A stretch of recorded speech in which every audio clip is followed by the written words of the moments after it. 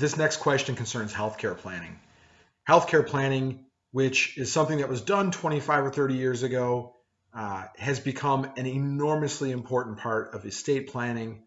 Any of us who have gone through end of life decisions with any of our family members understands what a difficult situation it is, and it's one that's been made more complicated by technology over the last few decades. Rob, my mother was told by her physician that she should do a healthcare directive. She already has a power of attorney, which names me as her proxy. Do we need to do anything else? So this is a very appropriate question because it gets to a very confusing issue. And that is, there are in most proper estate plans two types of powers of attorney. The first is the one that you think of most commonly, in which you create a power of attorney in someone to handle your property and business affairs. So you're essentially naming somebody as your agent to handle your business. There's another that's called a healthcare power of attorney. And judging from the way this woman phrased this question, I don't think this is what she's talking about in her question. A healthcare power of attorney is extremely important.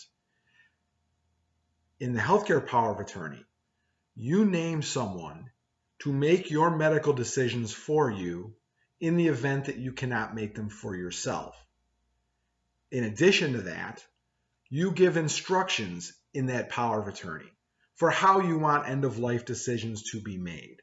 So for instance, the most common instruction is that if you're in a condition where you're not going to recover and you are unconscious, and there is very little likelihood of you recovering consciousness and being able to communicate with your family and friends and understand what's going on around you, then you don't want to be kept alive on machines. You just want to be kept comfortable, but no life-sustaining treatment.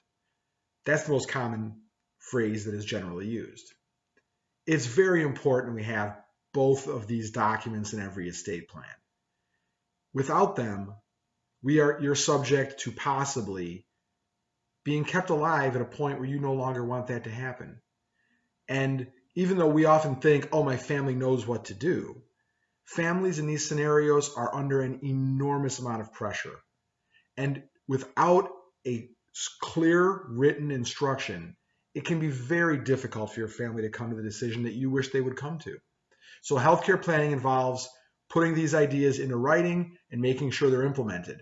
So a healthcare power of attorney is an essential part of every estate plan.